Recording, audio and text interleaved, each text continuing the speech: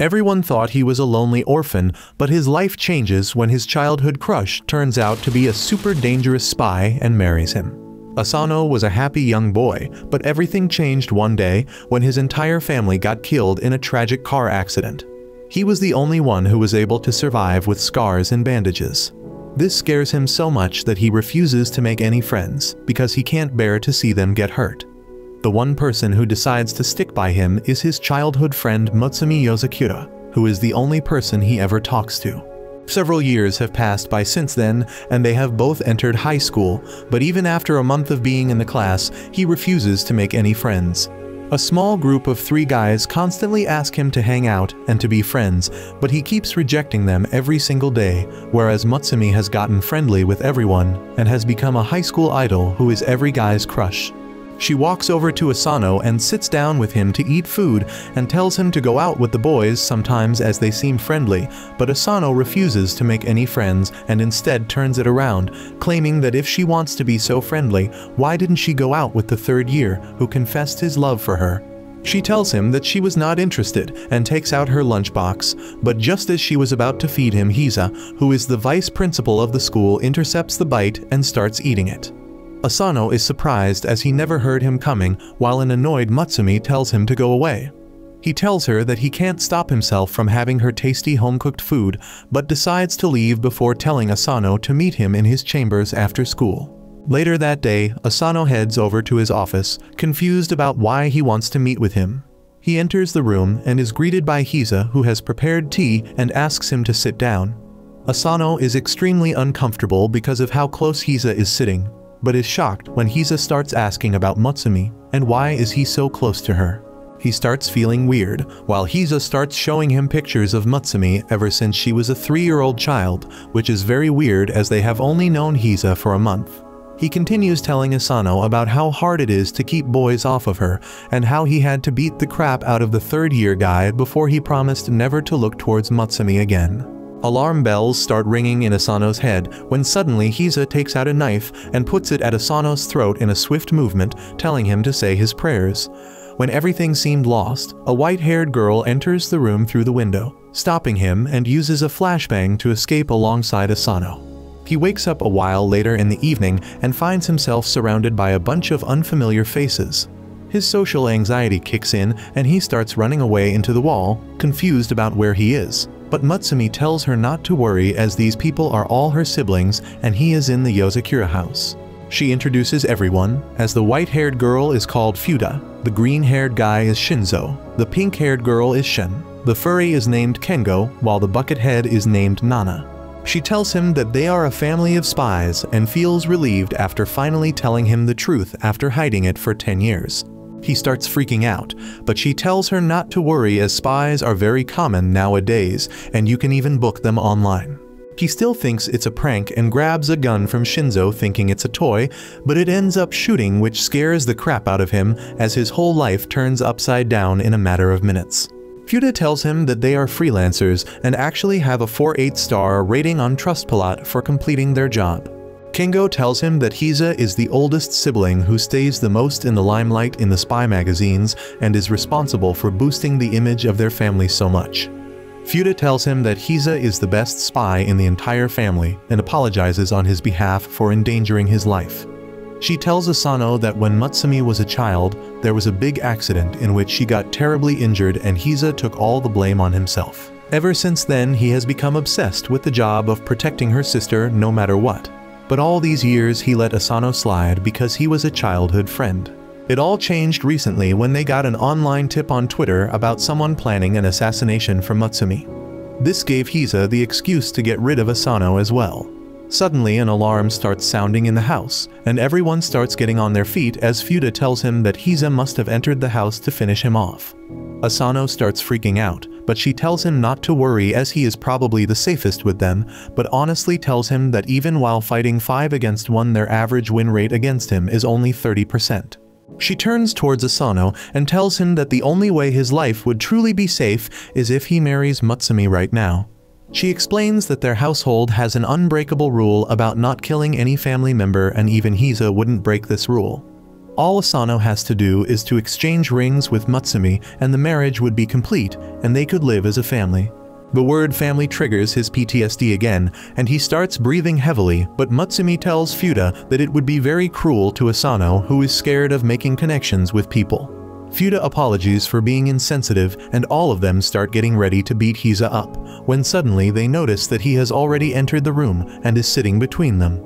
He turns towards Shinzo and tells him that he destroyed all his traps and tells them to hand Asano over, but Futa steps up to him and grabs his tie. She starts swinging him around the air before slamming him to the ground as Shinzo uses his robot arms to pin him down and Nana takes some steroids to punch him in the face, while Kengo and Shin take Asano away with them. Unfortunately, Hiza is unhurt and uses his special move to blast both of them away while he stands up, telling them that they leave too many gaps in their attacks. Asano is stunned to see how strong these people are, while Futa tells them that she will buy them some time. She runs over to him as Hiza starts using his spider wire ability to block all her attacks before tying her up to the roof. Shin tells Kengo to hide Asano somewhere, while she takes out her phone and activates some drones that descend from the ceiling and start shooting at Hiza. Meanwhile, Tengo takes them to a different room, and together with Mutsumi, they put Asano behind a hidden picture frame. A little while later, Hiza enters the room after destroying all the drones without a single scratch on his face, only to find Mutsumi and Asano together in the room. He tells her to hand the boy over, but she starts running towards him with a gun alongside their dog. But Hiza is leagues above them and ties her up with her wires before removing her mask to reveal Tengo inside. Knowing that it's of no use, even Mutsumi reveals himself wearing Asano's disguise and tells Hiza that Asano is of no danger to her, but Hiza tells him that there is only one way he won't harm Asano, and that is if she agrees to never leave her home. This catches her off guard as Hiza starts walking towards her, telling her that she will never have friends, never have any romances, any fun, and even will lose her internet privileges, but at least this will ensure that she will stay safe forever.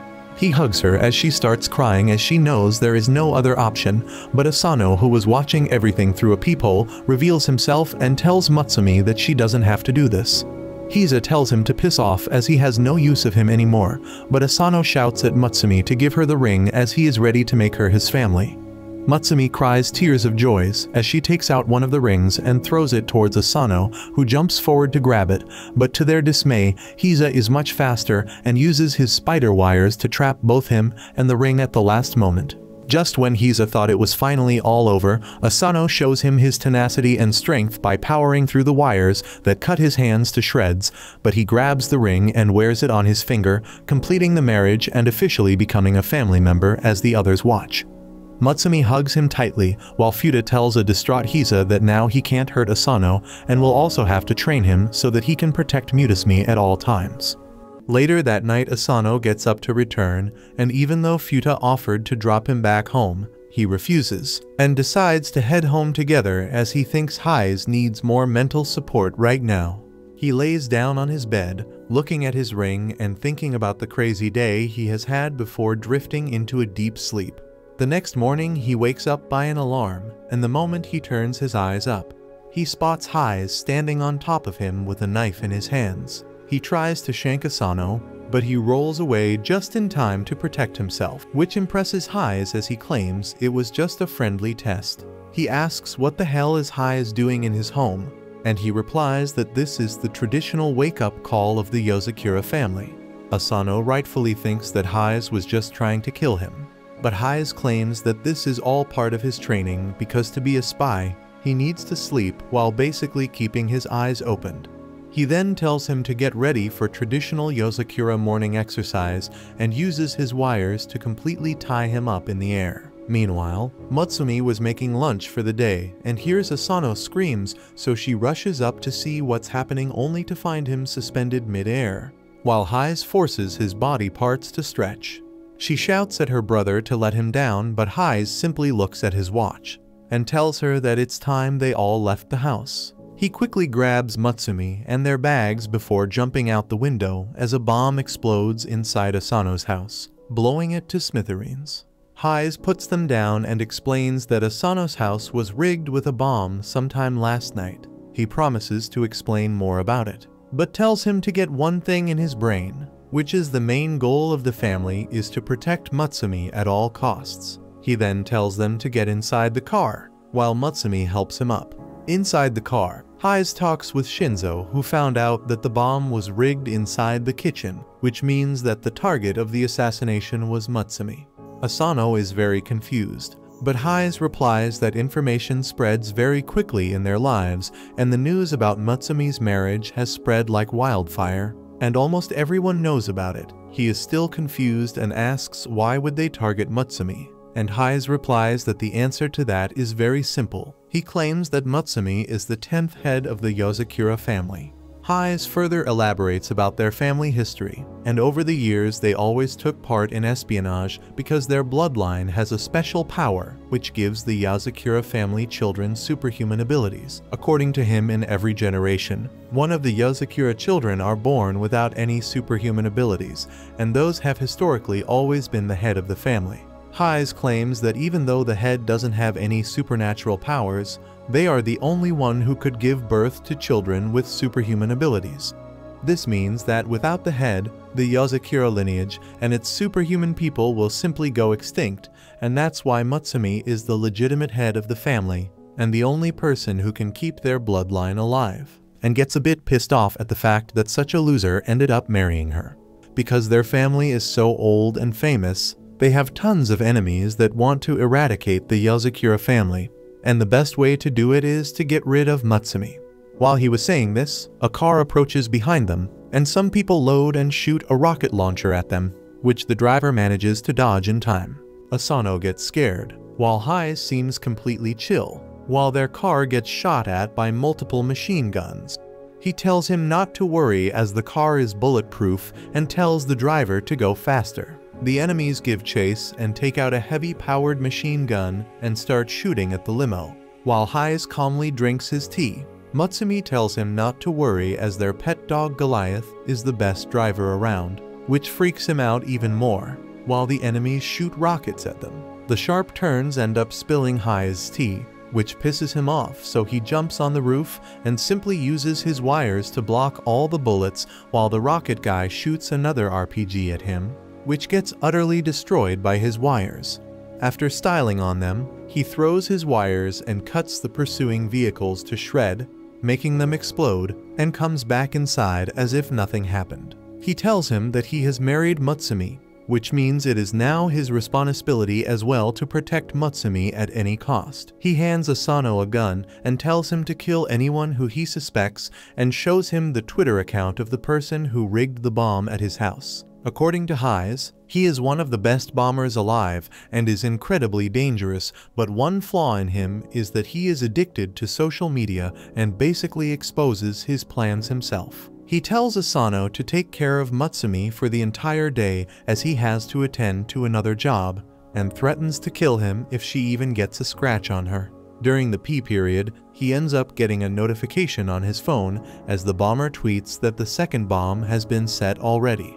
He looks around and spots a shadow moving through the corridors, so he immediately heads inside towards the infirmary where the nurse asks if he wants anything, so he simply moves away. Back inside the class, he watches Mutsumi during the lunch break as she talks to her friends when suddenly he gets the notification that the third bomb has been placed as well. He looks around defeated and realizes how hard Mutsumi's life is.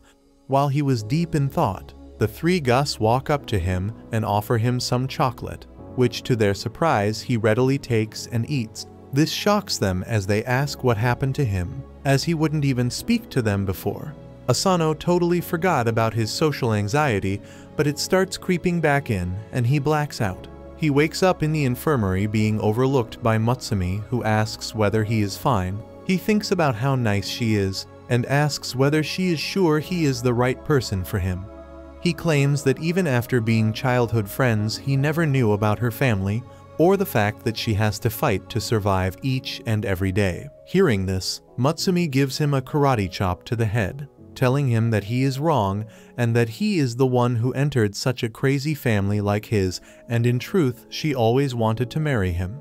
This relaxes him a bit when he suddenly spots a bomb placed on the ceiling of the room about to go off.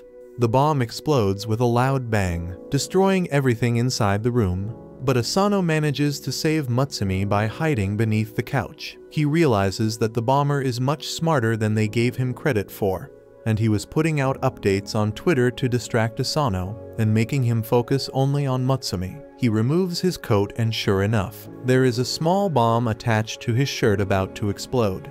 He realizes that the bomber knew Asano would stay Closeby, so he used this to his advantage and basically made a bomb out of Asano, knowing that it would definitely hit Mutsumi as well.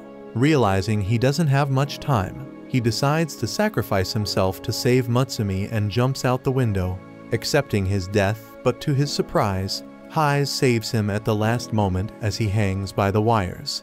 Hise commends him for his actions and tells him that his job got over quickly, so he came to check on them. Asano looks at the bomb to realize that one of the wires got inside the bomb and stopped its timer, saving Asano from certain death. Hise tells Asano that they are family now and family comes first. He promises that even though he hates Asano for marrying her dear sister, he would still give his life away to make sure Asano stays safe. He pulls Asano back inside, and while playing with the bomb, he tells them that their job isn't over yet. Just then, the other siblings also arrive in the room and Shinzo delivers a handcuffed bomber on Hise's feet. Hise ties him up with his wire alongside the bomb and throws him out into the sky, where the bomber explodes in a fantastic show of fireworks, while the Yozakura family alongside Shinzo watch it from the couch. The next morning, Asano wakes up after having a nightmare in which he watches helplessly as Mutsumi gets kidnapped. After waking up, he feels a little groggy and ends up stepping on to the tail of the doggy, who gives him a nice love bite on the arm. He comes down and is immediately patched up by Mutsumi, who apologizes for the actions of the dogs and starts playing with it very cutely. This reminds him of how sad his dream was, and to make sure it never becomes the reality, he goes up to Futa and begs her to train him so that he can become stronger. He claims that he wants to be able to protect Mutsumi from every danger, as even last time he was barely able to save her by luck and would have died if not for Hise. She tells him that he is naive if he thinks that he can become strong so quickly and shows him her strength, while explaining that she started training in all the different forms of martial arts when she was just 3 years old and went on her first deadly mission at 6 years old. This means that even for someone with Yozakura genes, it took 3 years to master the martial arts, but it would be much longer for a normal person. She tells him that he is naive if he thinks that he can become stronger just on the basis of his emotions, but is willing to give him a chance. She asks him whether he is willing to get into the Yozakura all-out training program, which is probably the fastest way anyone can get stronger. He gets excited, but she tells him to hold his horses, as she puts the condition that he has to stay here in the Yozakura household for a complete month, and only then his real training will start. He thinks it would be super easy as he just has to stay here, but the moment he gets up, a trapdoor activates, and he only barely manages to grab the edge as he looks down to see sharp spikes beneath. Futa comes to him and claims that she forgot to tell him, but the entire Yozakura household is rigged with deadly traps for spy training, so it's not going to be easy. But if he manages to survive, she will train him further. The next morning, he wakes up to the alarm sound of the ugliest looking bird, but because he doesn't wake up in time, a bomb ends up going off inside the room. He somehow manages to get out of the smoky room, but activates another trap as a flamethrower emerges behind him and starts burning everything in its way as he tries to run down the hall. He finally reaches the breakfast table where Mutsumi tends to his wounds, and he asks how does she manage to evade all the traps. She replies that the traps don't activate for her, which surprises him, but Shin explains that the traps are controlled by a computer, and once a person is able to dodge and disable all the traps, they get accepted as a house member by the computer and get the privilege to activate or deactivate the traps. She further tells him that normally a person can probably clear all the traps in 2 years, which is a very long time, but before Asano could argue, he starts feeling a pain in his stomach. Futa looks at him and explains that all the food in this house is laced with a small amount of poison to build the tolerance against it, which won't kill them, but will definitely give them diarrhea. He immediately gets up and runs to the bathroom, only to see that it is completely locked and won't open unless and until he picks the locks and cracks all the codes. From that day on, Asano's hellish daily routine begins, and while everyone else in the family is able to shut the bird down before it could explode, Asano ends up falling victim to it once again. The fridge is covered with lasers, so people need to be careful, but it isn't a problem for Shin, who uses her drones to get what she needs, or Futa, who uses her superhuman speed to get her drinks, but Asano ends up triggering the trap, which reveals a bunch of machine guns that shoot immediately. To turn the TV on, he needs to use a gun and shoot the power button on the remote.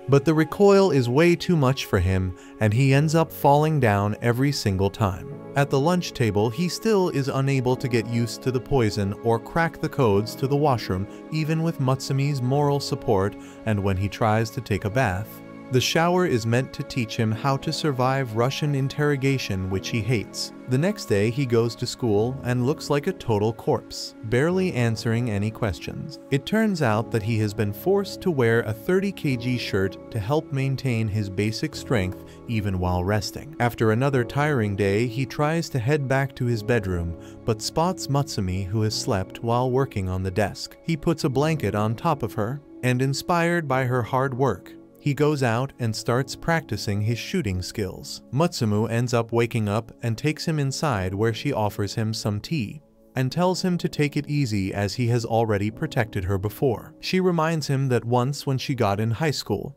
there were a bunch of bullies who were jealous of her popularity, so they tried to take her into the shed and cut her hair off. But he appeared at the last moment and took the scissors out of their hands. Before he began cutting his own hair, the bullies thought that he was a brain-dead psychopath and got scared away, which saved Mutsumi from getting her hair chopped off. He promises her that he will get stronger and will always stay by her side, and heads back to sleep. A couple of weeks pass by, and he has learned to finally deal with the birds, shutting it off easily, and walks down to the living room by easily dodging the laser traps before he takes the pistol and shoots the power button to turn on the TV. Shinzo commends him for his skills, but Asano replies that he still can't change channels. Just then, Shin arrives inside the room and hands Shinzo the progress report of Asano ever since he came here. Later that day, the tubhead teaches him how to escape the poison gas trap, and he is even able to survive through the basic poisoned food. But when he tires the milk, he ends up getting sick again and runs off to the washroom, only to get stuck with the codes again. Suddenly, they realize that something is wrong and find him barely conscious on the floor. Futa immediately takes him to the infirmary, where they check him out, and it turns out that he got a fever because of exhaustion. She then notices something and tears off his skin, only to reveal that he was wearing a fake bodysuit, while actually he is completely battered and bruised from the training. He didn't want Mutsumu to worry, that's why he asked the furry to make him a bodysuit while getting healed by the Buckethead. She tells him that his results were extraordinary and they couldn't have been achieved without training yourself to death. She tells him to chill out and hands him a book about coding. She tells him that he needs to be on bed rest till he has completely read the book, and only then he is allowed to take part in the training again. A week passes by, and finally, he is able to crack the locks of the washroom, making everyone celebrate as he has finally passed the Yozakura House member test and now is accepted by the computer. To his horror, Shinzo takes out a 100 kg shirt, claiming that they can increase the intensity now. While Shin turns the difficulty of the traps from normal to hard, he realizes that his adventures are just getting started, as he has a long way to go before he can protect himself and Mutsumi from every danger. The next morning, Mutsumi cooks breakfast once again, while Asano enters the kitchen trying to put on her undergarments. She looks at him as if he was a freak, and tells him that he should worry about his weird fantasies and desires, as no matter how disturbing they are, she wouldn't divorce him. He claims that this is all a misunderstanding, and he just wants to practice his disguises. Suddenly, a beautiful blonde woman appears in the doorway, asking whether everything was alright. Asano doesn't know who she is, but Mutsumi immediately recognizes that it's Kengo with his disguises. He immediately starts smothering Asano, trying to weird him out, but Mutsumi tells him to knock it off and leave him alone. Just then, Haiz also appears in the kitchen and asks Mutsumi for a goodbye kiss before he leaves, and this was too much as she simply smacks both Kengo and Haiz on the head. Later that day, he meets up with Shinzo, who is about to go on a mission alone. Asano asks whether it's a dangerous mission, but he tells him that it's a low difficulty mission as he simply needs to find out information about a counterfeit money operation and it shouldn't take much time. Asano wishes him luck and leaves for the school alongside Mutsumi. While walking down to their school building, a ball traveling at a high speed almost hits Asano, but without even looking he grabs the ball and then throws it back with an incredible power. Later in the afternoon, both him and Mutsumi head on to the roof to have some lunch. When Mutsumi tells him that he doesn't know it yet, but his strength and skills have increased a lot because of the training. He walks so silently now that people are starting to call him a ninja. After that, she asks whether he is free after school today as she needs some help with her work. Asano obviously agrees and heads back home, where she sits down on her desk and starts stamping a horde of paperwork while telling Asano what to do, as he brings more and more documents, which she analyzes at a super high speed, and also finds errors and other problems in them. She makes Asano her paw and tells him to send emails to some of the investors to increase their stocks, while telling Asano to ignore the forged divorce papers that Hayes has created to try and break their marriage. While shuffling through the files, she notices that one of the reports by Kengo seems to be incomplete, and because he has done this several times before, she gets pissed and takes Asano into Kengo's room. The room is completely filled with his clothes to the brim where they can't even see anything. Mutsumi tells him to come out, and he magically appears on top of his clothes mound, while Mutsumi tells him to complete his report and submit it immediately. Kengo doesn't take her seriously and simply starts eating his sushi, while telling Mutsumi to stop acting like a grandmother. This pisses her off, and she grabs her handcuffs to lay down some Yozakura-style punishment. Kengo realizes that he is in danger and jumps out of the mound to escape the room. Thanks to his training, Asano has become faster and blocks his way immediately. But Kengo is smarter and forces him to drop his guard by becoming Mutsumi. He then runs past him outside, while an angry Mutsumi activates the hibernation mode of the house to completely bar it from the outside world as giant walls are erupted all around the house. She tells Asano that there is no way of escaping this house once this mode is activated. Meanwhile, Shinzo crawls through the air vents as he spots the giant operation being run by a millionaire who has already put 60% of his counterfeit currency in circulation. He travels through the ducts and realizes that these people are working with a highly intelligent person who designed all these safety measures. He puts on his Apple Vision Pro, and unlike in real life, his glasses are actually useful as he is able to see through the containers to find a bunch of fake money. He drops down the hatch to find a secret case, which he is able to hack, and gets the framed picture of a note, which might be very important. Before he could do anything though, an alarm is sounded and he starts running away. Back at the Yozakura house, Mutsumi starts checking all their rooms one by one. She goes into her room where she uses an infrared device to check for his signs, but doesn't find anything. Asano is awed at the amount of hobbies she has, as he looks at the painting she recently made. They then head over to Shin's room, who is busy playing a physical game which she is not very good at. They then head over to the Buckethead's room, who tells them that he will explode Kengo if he sees him. They finally head over to Heise's room, only to find the entire room covered with Mutsumi's pictures. Asano wonders whether Kengo could have escaped, but Mutsumi tells him that it's impossible with the house on lockdown. Suddenly, all the other siblings meet up with Mutsumi and Asano, asking whether they were able to find Kengo. When suddenly Asano hears something and turns around to see Kengo's face on Mona Lisa. As it turns out that he was hiding in the picture frame, Kengo immediately runs away and around a corner, while Asano follows him, but suddenly screams as he falls down. Mutsumi runs over to check on him, and finds him on the ground rubbing his head, as he claims that Kengi threw the frame at him and ran inside the cavity in the wall. Mutsumi shouts loudly, claiming that he must have found a way out of the lockdown made, and angrily makes her way back to Kengo's room, claiming that she will remove the lockdown soon. As soon as Asano enters the room though, she immediately handcuffs him and claims that she is not as stupid and knows that Kengo is impersonating Asano right now. She claims that there is no way to escape the lockdown, so Kengo must have switched places with Asano and hid him, in the hopes that Mutsumi will release the lockdown, after which he could run away. Kengo accepts his defeat and removes the mask, and together they start looking for the paperwork she needed. Later that day, Asano eats the curry made by Mutsumi, which is very tasty, so he asks for the secret ingredient, and Mutsumi replies that it's cyanide. Asano immediately starts feeling sick, and excuses himself to pick up a call. He picks the phone only to find Shinzo on the other end, screaming at Mutsumi for help. They get on a video call and Shinzo cries that he ended up getting in a gunfight, but he didn't expect so many guys, and now all his bullets are over and he has no weapons. She tells Asano that Shinzo is an extremely good spy, but he only depends on his weapons, and if he doesn't have a weapon, he becomes a super big wimp. She asks whether Asano can take his weapons to him, and he immediately agrees. He dresses up and carries a small bag as he enters the highly secure building and starts walking through the corridors. Unfortunately, he is not fast enough and gets caught by a guard who puts a gun to his head. He remembers his training and pushes the gun back before grabbing the arm in a lock as he pummels his face with his elbow. Hearing this, a bunch of other guards arrive at the scene. He slams one in the face with his knee, but gets caught by the other guard. The third guard tries to stab him, but his clothing protects him, as he punches him away before breaking the last guy's nuts to secure a victory. To his surprise, another guard arrives, so he quickly grabs his gun which Shinzo gave him, and uses it to shoot a massive electric bolt at him, which incapacitates him immediately. He finally finds Shinzo, who immediately holds on to him for dear life and thanks him for the guns which he keeps rubbing against his face. Suddenly some more guards enter the room, but Shinzo's personality changes as he gets up and shoots all the guards within a split second before giving Asano the framed note. He exits the room and deals with all the goons with extreme ease as he shoots all of them down before throwing a grenade at the last group and shooting it mid-air.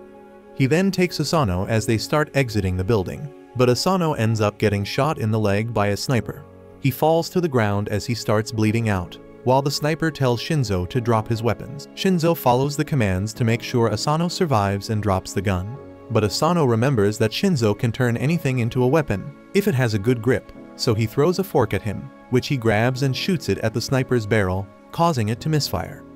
This gives him enough time to grab his gun and shoot the adversary, saving Asano's life. By the time night falls, Shinzo starts walking back while carrying Asano on his back as he thanks him for saving his life. Asano thanks him back, saying that he would have been dead if it wasn't for Shinzo saving his life from immediate death. Meanwhile, a hobo enters another facility and beats every single guard there with a hammer, asking them for the location of their leader, but they all refuse to give away the location, so he bludgeons them to death as he takes out the picture of his next target, which turns out to be Asano. Several days have passed by since the freaky shootout incident at the factory with Shinzo. Asano's leg has healed quite a bit, and the new spy family member Asano walks down a street by the side of a lonely road. It is dark already, but he has a bright look on his face while talking to Mitsumi on his cell phone. She is telling him the backstory about a special Ferris wheel in their city. Legend has it that a long time ago, a couple had gotten into a horrible argument with each other which quickly turned into the biggest fight they had ever had. But after going on the Ferris wheel, they forgot all about their argument and fell in love again.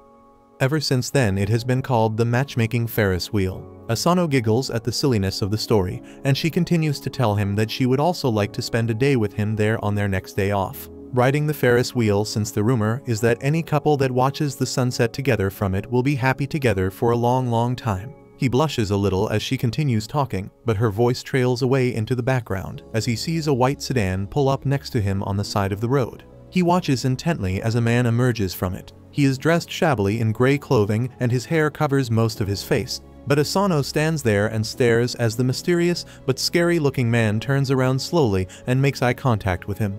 Mitsumi notices that he isn't replying to her anymore, so she calls his name. But in a serious voice, he tells her he needs to hang up now and keeps the phone away. The man from the car walks in his direction and uses Asano's name to confirm his identity. Asano is a little freaked out by this stranger, knowing his name, and continues observing him as the man puts his hand in his coat and slowly pulls out a police ID card.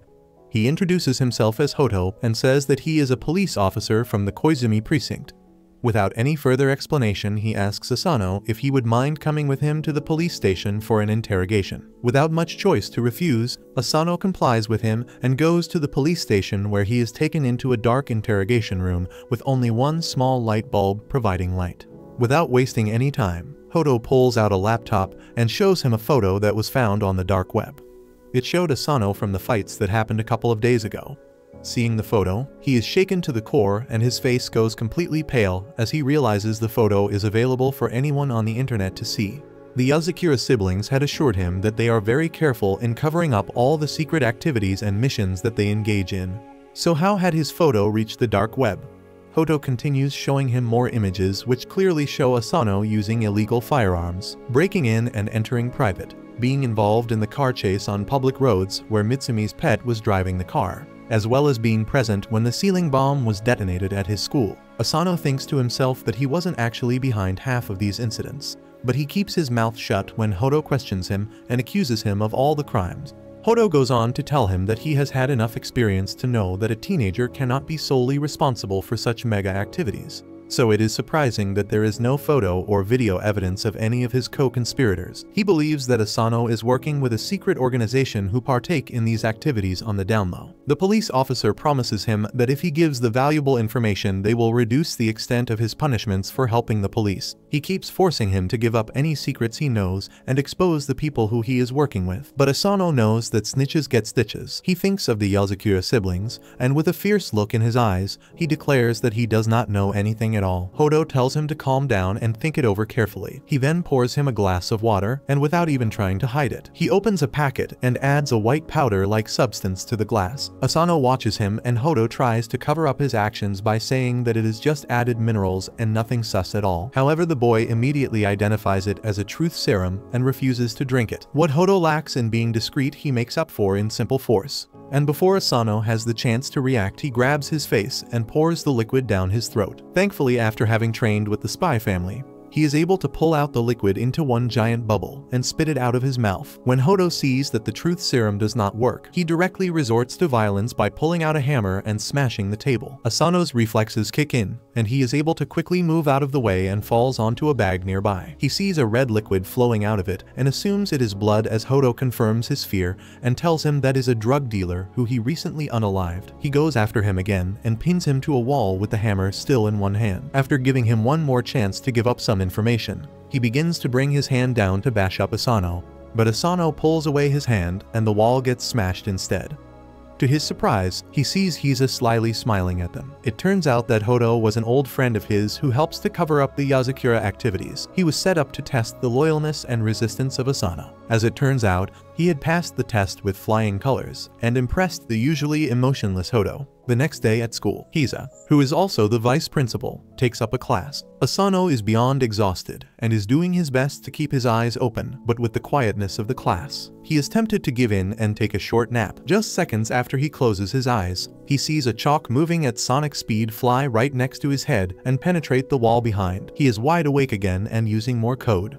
Hiza tells him that he needs to train to fight off the sleep because if he doesn't, he will send more chalks flying his way. Mitsumi tries to fight her big brother and stop him from overworking Asano, but Asano agrees to train his brain to require less or no sleep. Using the duster, Hiza releases a thick smoke that puts the rest of the class to sleep, but Mitsumi is saved by her gas mask. Asano falls asleep, but even in this state, his trained body is able to react instantly and block off any chalk sent his way. With his training going so well, Asano is sent on his first mission to an amusement park to find a couple who are allegedly carrying guns with them. He is tasked with discreetly uncovering them and taking away their weapons. As he sits at the park, Mitsumi appears and tells him that she will be joining him for the mission. He is thrilled to have her there and hopes that he can have a good day with her so she will see him as a good husband. They see three suspicious couples and one by one follow them on the various roller coasters and games. Asano keeps noticing a lovey-dovey couple dressed in matching clothes who keep doing romantic things for each other. He tries to take inspiration from them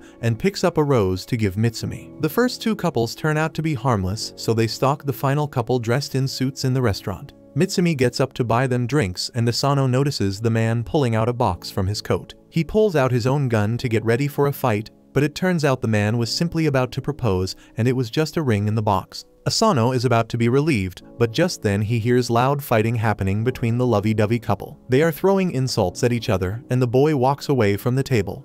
However, in a shocking turn of events, the girl pulls out a gun and aims it at the boy. He pulls and Uno reverse and takes out a gun to aim at her. The restaurant descends into panic and people begin rushing out the door, which Mitsumi also gets trapped in. The psychotic couple opens fire at each other, sending bullets all over the place. Asano ducks under a table to protect a boy there. He draws his gun and swiftly disarms the psycho couple with just 2 of his bullets. They are taken away by the police and the day is sort of saved by Asano. To end their time at the amusement park, Asano and Mitsumi go on the matchmaker Ferris wheel together, where he gives her the rose which was slightly damaged in the shootout. She blushes and takes it as the Ferris wheel rises to show the beautiful sunset. If the legend is true, they might be lucky enough to make it as a happy couple for the long run. A couple days pass by, and it turns out that some person has been trying to hack into the household files about all the members of the family for the past 4 days, and Shin has been trying to repel the cyber attack without sleeping for even a little bit. After a while, she is finally able to trap the hacker into a reverse hacking procedure. But the hacker uses the age-old trusted method of pulling the cord out to protect herself. Shin thinks that she has finally defeated the hacker. But it turns out that the hacker seems to have gotten most of the files about Asano anyways. Shin finally takes a break and goes out of her room only to find Asano and Mutsumi getting ready for school. She tells them about how some hacker was trying again and again to get Asano's files, but she thinks that she was able to save it and has updated the system. Asano doesn't like the sound of it, as he thinks that trouble might be coming his way, but doesn't think much about it. Later, they move out of the house on their way to school, when suddenly Asano senses something wrong and pushes Mutsumi behind her, just in time to dodge some very sharp needles that hit the ground. He spots a slender figure behind the pole, and decides to make a run for it alongside Mutsumi. He tries to run through random alleyways, but can't seem to shake the attacker off, which forces him to face her. He gets ready with his stun gun as he looks down the alleyway, but the attack comes from above, which he is somehow able to block and pushes the girl away.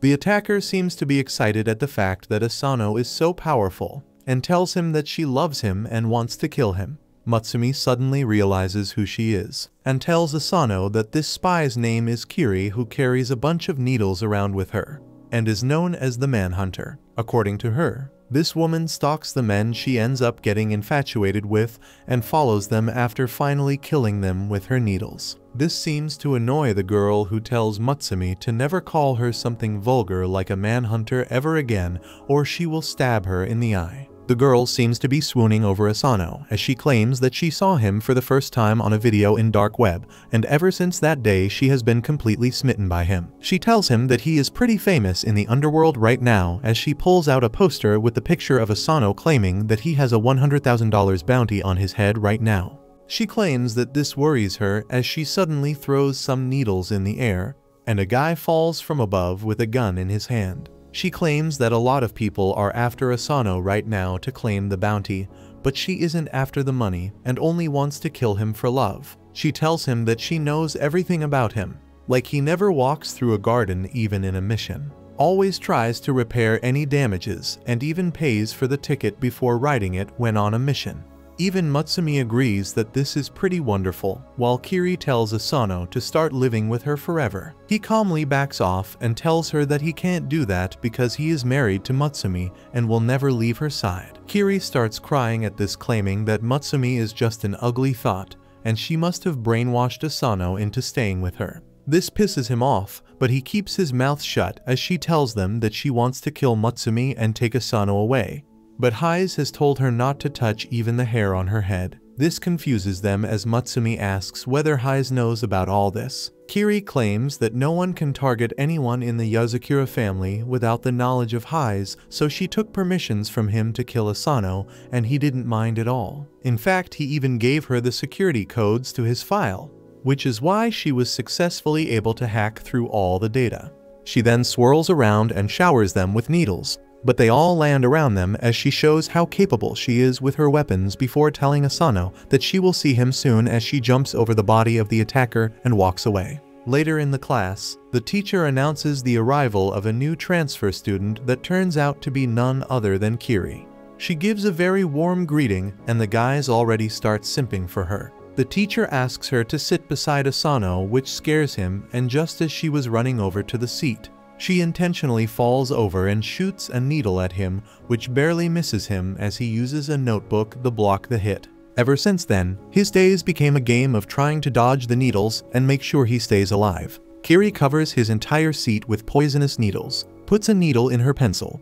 This all becomes a habit to him, and while eating lunch with Mutsumi, he dodges all of them without even looking. Even after all this, the entire cat and mouse game starts getting to both of them as they get tired of all this. Kiri cries on the desk as Asano blocks another one of her attacks, so out of frustration, she throws a lot of her needles in the air that get stuck in all the classmates, knocking them out. She tells him that this technique allows her to control anyone, and she commands the entire class to subdue Asano. He doesn't want to hurt random innocent people and ends up getting captured while Kiri gets ready to finish the job.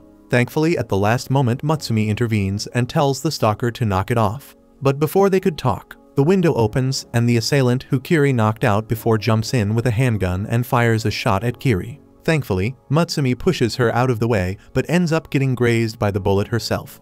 This pisses Asano off, who pushes everyone from top of him and shoots a stunning bullet at the attacker, quickly dispatching him as he runs to check on Mutsumi. Kiri seems to be confused at Mutsumi for trying to save her, but she replies that she is glad that someone apart from her is able to see how great Asano is, and this makes her really happy. Soon she becomes inseparable from Mutsumi and makes her new goal to kill Asano so she can have Mutsumi all for herself. This bothers him, but Mutsumi tells him to think of her as a little sister and nothing else. A couple days later, Shin ends up calling Asano in her room and claims that she wants to play some games with him, which will also be a part of his training. Mutsumi tells him that Shin takes her games very seriously, and last time when Shinzo tried to play with her, he had to stay up 3 nights in a row before he simply got knocked out. Asano starts playing the game where Shin takes the lead and starts destroying the enemies, while Asano gets the hang of it. Soon they get to the final boss, which turns out to be a steam engine which needs to be stopped. They mash the keys as hard as possible, and soon are able to clear the level as the engine stops. Suddenly the news comes up and a reporter exclaims that a train that was hijacked by some people containing hundreds of innocent lives just got stopped all by itself, and all the hijackers were found unconscious. This makes him realize that Shin simply converts real-life missions into games where there is no extra lives and no retries. This ups the pressure a little bit as they head off for the next mission, which turns out to be even more dangerous as a group of terrorists have taken a helicopter with the intent to 911 it into the nuclear power plant and create another Chernobyl. She tells him to try his very best as she starts maneuvering through the complex landscapes and attacks the enemies. Meanwhile, Asano is unable to find a way to move through the obstacles and keeps getting stuck to a point where he ends up glitching out and starts phasing through walls and doing all kinds of weird stuff. Shin ignores all this and starts making her way up to the final boss, and after jumping in the air, she delivers the killing blow to the boss, eliminating it entirely. Surprisingly, the match isn't over yet, as the terrorists had a plan B, and they initiate hundreds of drones all at once to destroy the power plant. Even Shin thinks that this might be out of their hands, but Asano uses his craftiness and revives the boss with a potion before using it to kill the hordes of enemies. They also get aided by Kiri, who joined from her own computer, and together they destroy all the drones, winning the game and stopping the terrorist attacks. Shin, however, is not pleased at the fact that Asano was taking advantage of glitches, so she forces him to play with her for 2 nights straight, after which he gets knocked out as well, wondering what his next mission will be. A couple days pass by, and one morning, while Asano was doing his GigaChad training as he did weighted push-ups with 500 kgs on his back, he gets a call from Nanao, who claims that he needs help. Asano asks what's up, and Nanao claims that he is currently on a top-secret undercover mission in an evil lab where scientists are trying to make bioweapons. He claims that they have already created a pill which, if explodes, can instantly kill everyone outside in a 10 km area. This is all pretty serious for Asano, but Nanao talks about it as if it's an everyday matter. He tells Asano that he used his chemicals to make the entire lab sleep, but he doesn't think it would be safe for him to bring the potent bioweapon outside. So instead, he decides to gulp it down like a champ and claims that a human body has a lot of natural defenses, and his body especially is very good at dealing with things like this and will probably easily neutralize it. The only downside to that is that he immediately starts feeling very sleepy and starts acting like a drunkard. He tells Asano that he needs him to come and fetch him from this secret lab, as he can't let the scientists and the security find him while he is sleeping. Asano immediately asks him about his location, but he only provides him with a half-assed location before falling asleep. Asano gets worried and immediately dresses up before leaving for the lab location. He somehow manages to get inside the general location of the lab, but he finds it a bit weird because this all seems way too easy till now and he has seen no one. He turns around the corner and finds a bunch of guards just unconscious on the floor while he moves through the area with his gun pointed ahead. He T-ranks whether this is all Nanao's doing, but he doesn't think that this is the way Nanao does his job. He moves through the area when suddenly he hears a guard, but before he could deal with him, a weighted chain strikes the guard and knocks him out. Immediately, two young men come out of the shadows who seem to know Asano as they ask whether he is also here on a mission. The green-haired guy named Sui walks up to Asano and introduces his yellow-haired friend as Oga and claims that they both work for a government intelligence unit. Asano remembers hearing about these government spies who are supposed to be top class in their jobs, unlike many of the freelance spy groups. Sui claims that they were sent to neutralize the lab and asks Oga whether he can hear anything. Oga seems to have superb hearing as he immediately senses the enemy. Sui starts walking ahead wishing Asano good luck for his mission, but Oga has other plans as he grabs Asano, claiming that they could need some allies. Asano doesn't know how to feel about this makeshift alliance, but he at least knows that they are not his enemies as they breeze through the guards, dispatching them with exceeding ease. They finally make their way through the inner lab and Asano immediately enters to find Nanao laying on the ground. He checks on him to find out that he is still alive, but seems to be in a bad condition when suddenly the chain flies towards Nanao. Thankfully, Asano instantly swats it away with his knife, which breaks on impact and also hurts his arm. He asks what's wrong with them, but Sui replies that they are sent here to neutralize the lab and have eavesdropped of his conversation with Nanao, which gave them the information that he has ingested the bioweapon, which makes him a threat itself who needs to be dealt with. Asano walks up in front of Nanao and claims that they will have to go through him first as he takes out his stun gun, while Oga tells him not to do it. Sui, however, is not this generous and uses the special thunder breathing that Zenitsu taught him to move through Asano with surprising speed as he slices through his gun and his body. Asano falls down to the ground as he starts bleeding profusely. Oga seems to be pretty pissed at Sui for this, but the green-haired lad tells him to keep his emotions in check as he walks over to kill Nanao. Asano collects whatever strength he has left and begs Sui to leave Nanao alone, but Sui has no such intentions as he takes out his sword. Suddenly, Nanao wakes up and tells them that he has already neutralized the toxins and they can check the results of his sweat on the test patch. He tells Sui that if he still intends to kill him, at least let him patch Asano first so he can live. Sui, however, seems to be calm and collected as he claims that if the toxin is neutralized, then their job is over and takes the test patch as proof before leaving him with an ointment to heal Asano. Nanao immediately heads over to Asano and tells him to keep his senses, but Asano is too badly hurt and gets knocked out. A couple of days pass by and thankfully he is alive, but also getting punished by Highs who strung him above candles as there has been an article about the Yozakura family getting defeated by the government spies, and the reporter also claims that this is the downfall of the family. This pisses Highs off, who also got review bombed on Google. But before he could do anything, Mutsumi and Nanao smack some senses in him and remove the kinky ball gag from Asano. Mutsumi tells him not to worry, but Asano claims that he deserves it because he let the Yozakura family down. Highs swings him around claiming that he can make it better by defeating the government spies and avenging his loss. He claims that they have special skills that make them the best of the best, and a battle of spies is about intel, so he needs to steal intel from them. The next day, Asano starts tailing Sui, who uses his sword to shred a delinquent's clothes before he walks near Asano and asks what he wants. Asano is shocked to find his cover blown so easily and honestly replies that he is here to learn from him. Sui claims that he doesn't really care and Asano can do whatever he wants. Immediately after, Sui leaves and starts walking at extremely high speeds, forcing Asano to run behind him. Asano tries to catch up to him by jumping through the crowd, but Sui simply uses his sword to unclothe him, after which he gets caught by the police for public exposure. The next day he tries to follow him again while on a train, but Sui does the same once again, forcing him away. The third day he hangs atop a building while Sui and Oga have their lunch, and after they are done, Sui again unclothes him before they walk away. The next day Asano is able to tail them till the evening when they are fighting with some ruffians. Asano also helps by getting rid of them, which impresses Oga, but Sui again tries to unclothe him, only this time Asano manages to dodge it a little bit and manages to save his dignity by making sure his pants were still there.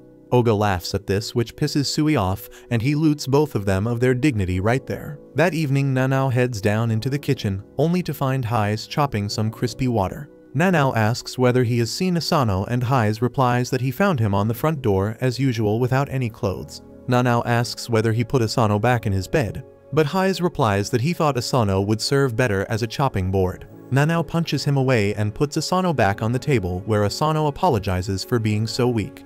Nanao tells him that he is a very cool person because he always does things in his own unpredictable way. This suddenly makes him realize something about Sui, and he goes on to tail him another day. This time he manages to do so for a full day, and by the time night comes, Sui attends to his last task of cleaning a gravestone and commends Asano for being the first person to tail him for a full day. To give him the proper respect for that, Sui claims that he will treat Asano as an equal and finish him off. He takes his sword out and attacks Asano once again like so many times before.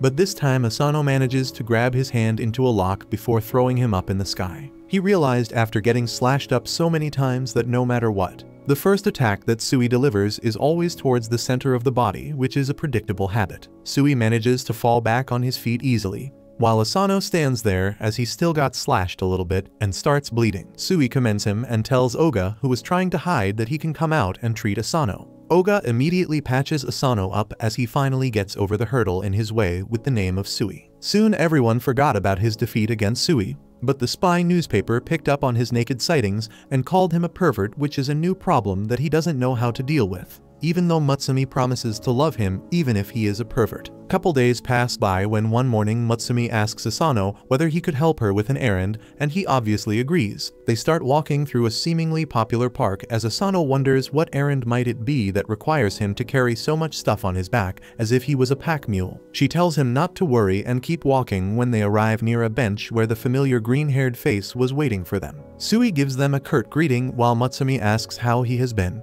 Asano can't get his head around what's happening and asks what all this is about. Mutsumi claims that they have some work with Sui and that's why she came here. But Asano still doesn't understand and asks whether she knows him. Mutsumi smiles and tells him not to worry about Sui as he is just a friend, which makes Asano worried as his ex said the same, but Mutsumi claims that you meet a lot of people when you are in the spy business, so it's okay. They all start walking as both Sui and Mutsumi talk, while Asano walks behind them like their servant. Soon they all enter a cafe-like establishment, which confuses Asano as he thought they were going on an important work outing, but he follows them regardless. Inside, the cafe looks like any other high-priced Starbucks knockoff, and like a white girl's with too much money. Sui starts ordering a coffee whose name I can barely pronounce. Asano is just as horrified while Mutsumi gets moist because of his coffee ordering skills. Soon the barista pushes a bunch of different buttons on the device in front of him when suddenly a trapdoor appears beneath them and they all start falling through it. Asano is left alone with the huge luggage to free fall while Sui Princess carries Mutsumi as they start talking with each other. Sui welcomes them to the government spy building while Asano tells her to keep his hands off his bride. Mutsumi tells him not to worry as he is just a friend, which makes him realize that Mutsumi belongs to the street. Sui produces a cup of tea from his ass and they both start drinking while he tells Asano to keep his eyes peeled forward as this might get dangerous. Suddenly an arrow whizzes past his forehead, which is followed by a bunch of more arrows and darts, some spikes and even high-powered lasers. Sui claims that this is designed to be a prevention measure against infiltrators as well as basic training. Sui calmly and elegantly wards off all the arrow and darts with his sword while Asano tries to jump and dodge anything he possibly can. Soon Sui elegantly lands on his feet with Mutsumi, while Asano falls face forward on the ground. Sui immediately tells him that he should move away as a huge metal ball almost falls on top of him. But at the last moment a woman intervenes and punches the ball into a million different pieces as Asano watches her in awe and disbelief as she asks whether someone as weak as Asano can actually protect Mutsumi. They all sit down and it turns out that the entire bag that he was carrying was filled with sweets as they wanted to have a tea party here. The woman eats an entire cake while Sui takes small bites. But Asano is still not completely normalized as he watches them, unable to understand what's happening. Mutsumi finally explains that the woman is named Rin, and she is the classmate of Hayes, but they never liked each other and were always at odds. The one thing that they both seem to share, however, is their love for Mutsumi as she starts coddling her before moving over to Asano, claiming that she wanted her married to a strong man who could protect her without fail. She tells him that Sui explained their encounter and called him a turd face, but Sui corrects that he called Asano a dirtbag who is extremely weak for a spy. Mutsumi, however, comes for his defense and tells Rin that even if he might not be as experienced, his soul and will is just as strong as Hayes. Before they could do anything else, though, the walls start shaking and break from one side entirely, and from the fallen debris and dust, Hayes walks with his suit, angry at them for stealing Mutsumi away without his permission. Rin steps up and starts walking towards him, as she tells him to come later as they are having a tea party, but Hayes has heard enough and tries to slash her with his wires. Fortunately for Rin, she is strong enough that a single punch of hers completely demolishes his wires, but they are both hell-bent on fighting each other. They get ready and the fight starts as they start trying to attack, block and counterattack all at the same time with such quickness that Asano could barely see their hands moving, just by the intensity of the fight. The entire facility starts breaking down, and a red alert is alarmed for the employees to immediately evacuate the area. Mutsumi tells Asano that it happens every single time, which shocks Asano, while Sui tells them to stay back as he will try to break their fight off. He jumps in with surprising quickness with his sword drawn, but he is no match against these monsters who immediately use their abilities to swat them away as they continue their fight. Suddenly, Mutsumi jumps ahead and stands in between them, forcing them to stop. But it is too late as both Hayes and Rin realize that they can't stop their attacks at this point, which will hit Mutsumi. Thankfully, Asano comes in clutch and shoves her head down at the very last moment, getting hit in the face by both the punches himself that knock him down into Mutsumi's arms. Everything goes silent as Mutsumi speaks up very calmly and tells both of them that if they don't stop their fight right this instance, she will never talk to either of them again. This immediately brings them in line. But Hayes is so scared that he ends up getting knocked out cold while Rin falls to the ground and apologizes to her. She then looks at Asano and commends him for taking that attack, while Mutsumi smiles, claiming that he is strong even if he doesn't look that way. A little while later, when he comes back to his senses, Rin tells him that she has a job for him as she wants him to do some undercover investigation against one of the most prominent politicians. While Mutsumi ties Hayes up, Rin explains that the name of the politician is Kiro, and he has a lot of swing in the public right now and will probably win the next election. This wouldn't have been an issue, but it turns out that this man is truly evil, as everyone thinks he is just a quirky politician who wears weird clothes and dances in his rallies. But he has top-class spies working for him named Red, Blue, and Yellow, who are basically his sword, and they go out to extort, bribe, and even murder the opposition for him. The government spies have been trying to find more info about him for a while, but all they found was a very small bomb which was probably bought from outside the country in order to assassinate the opposition leaders. They figured out who was the seller of the bomb, but when they interrogate him, he simply provided the video of his anonymous buyer. Asano watches the video in surprise as it's clearly the politician, but Rin tells him that it's not enough evidence to incarcerate him. He asks why is he being chosen, and she replies that they have been spying on him for a while, and he now has his guard against the government spies, but he might not be expecting an outside spy who recently joined one of the freelancing families. She tells him that they will need to change his looks a little bit, and immediately Sui chops his hairs off while Mutsumi colors it black and makes him wear a secretary uniform. He looks at himself, horrified to find himself as a crossdresser who catfishes people. Rin tells him that Kiro has recently posted an advertisement for a secretary with the same features and he will definitely hire him. The plan works, and at the very next public appearance, he introduces Asano in front of everyone as his new personal secretary. They all keep dancing as loud music plays behind when suddenly a bunch of protesters move on stage and start shouting that Kiro is nothing but a tyrant, and if left unchecked,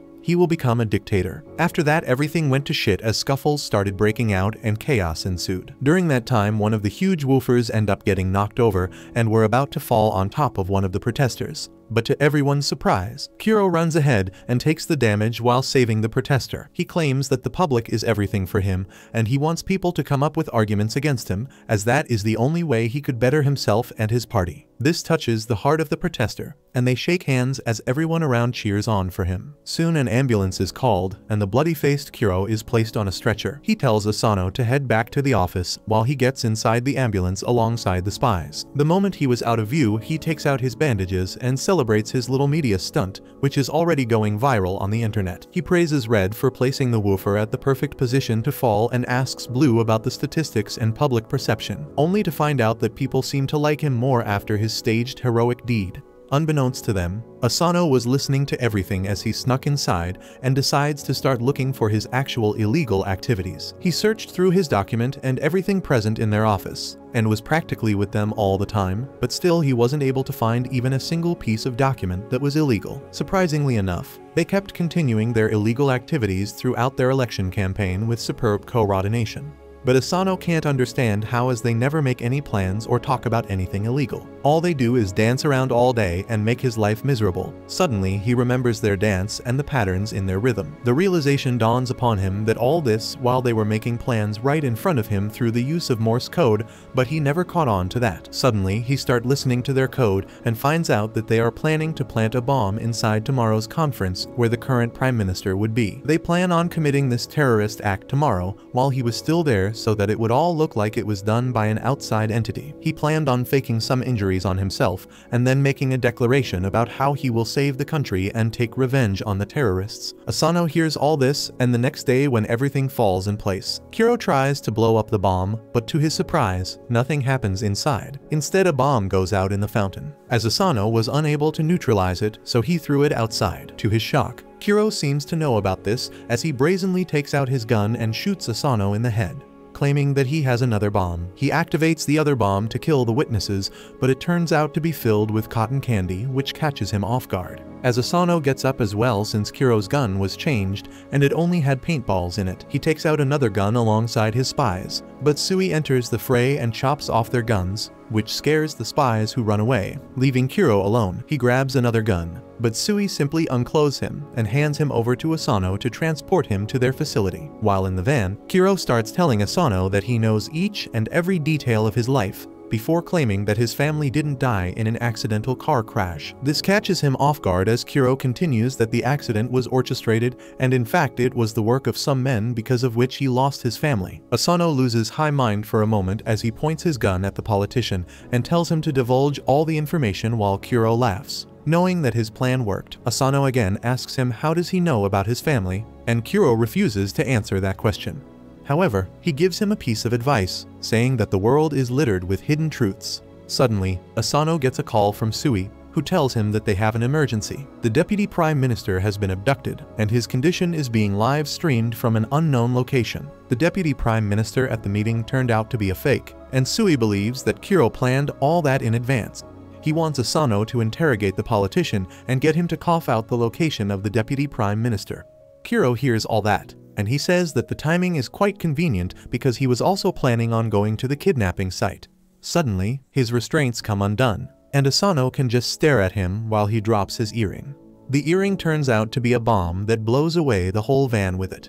Meanwhile, in the Yozakura mansion, Nanao is experimenting on a new chemical, but he messes up and creates a huge explosion. Matsumi comes rushing to his room with a gas mask on and asks if he is fine. Nanao apologizes for damaging the room, but Matsumi remarks that he is in worse shape because his muscles are growing out of proportion all over his body. After that, Nanao resumes working and tells Matsumi that he is worried that Asano might come home terribly injured, which is why he is trying to create a very effective healing potion. He asks Matsumi if she is not worried about him, and she replies that she is also very worried. She has prepared a grand feast to welcome Asano home after he completes his mission. She believes that even if he is hurt after the mission, eating all this food will instantly heal him, and Nanao wants to disagree. Matsumi then wonders what the rest of the family members are doing. Nanao tells her that Kengo is creating a machine-washable face for Asano in case he comes back home unrecognizable. Shin is taking out the computers of their haters so that they won't cause a commotion in case something happens to Asano. Shinzo is really worried about Asano too, which is why he cannot come out of the garbage can. Hise and Fuda are just sitting still while having tea. Fuda believes that there is no need to worry because Asano can get things done when he has to. Hise is the opposite of her, and he is just wishing for the boy to meet a horrible end. Hearing all this doesn't ease Matsumi's heart even one bit, and she is still anxious about her husband. Back at the location of the explosion, Asano is helping the injured driver by taking him away from the flames. He gets a call from Sui who asks if he is fine. Asano assures him that he is not injured and even managed to save the driver. But Kuro got away. Sui replies that it is not a problem because they were expecting that. He reveals that they were hiding the truth about Kuro's identity from him. He is not just an ordinary politician, but a former spy who was a legend back in the day. Everyone thought that he died 6 years ago, but he then started a second career as a politician. That is why they deliberately had loose security around him this time so that they could figure out what he was planning. They have placed a GPS on Kuro, and Sui tells Asano to return home because his mission is complete now. On the other hand, Kuro takes off the blindfold of the deputy prime minister before taking a seat next to him. This meeting is being live streamed all over the country, throwing the media and general public in chaos. That was Kuro's motive from the beginning. The minister says that he is disappointed in Kuro, who he thought was a committed politician despite his odd activities. He tells Kuro that engaging in such terrorist activities won't change the political situation in his favor. And then Kuro starts taking off his disguise. As he takes off his funky glasses, the minister starts trembling as he notices his pitch-black eyes. Kuro says that the minister must have been pretty sure that he got him killed, which is why he did not realize his true identity earlier. The minister finally recognizes Kuro as a spy he dealt with in the past. Kuro then turns to the audience and tells them that today, he will address them not as a politician, but as a man who lost his child. He says that he took revenge on numerous politicians involved in his downfall behind the scenes. However, the deputy prime minister was the biggest culprit, so he wants to deliver justice to him in front of the entire world. Kuro points his gun at him, asking if he will tell the world the truth and end his political career, or will he refuse to answer and die. The minister scoffs, saying that it is a stupid idea to ask politicians to speak the truth, and Kuro decides to end his life. However, the stream gets cut off abruptly, as Asano arrived there on time and shot down the recording device. Kuro is pleased to see the young spy here, but Asano tells him to let the minister go. Kuro refuses, knowing that Asano can't shoot him because then the minister will also be caught in the fire. He fires at Asano's hand, forcing him to let go of the gun. However, Asano uses this chance to close the distance between them and grabs Kuro from behind. Kuro was ready for this, and he simply grabs Asano and slams him to the ground. He knows all about the weapons and fighting techniques used by the Yasukura family, and takes the steel wires from Asano's pocket and ties him with them.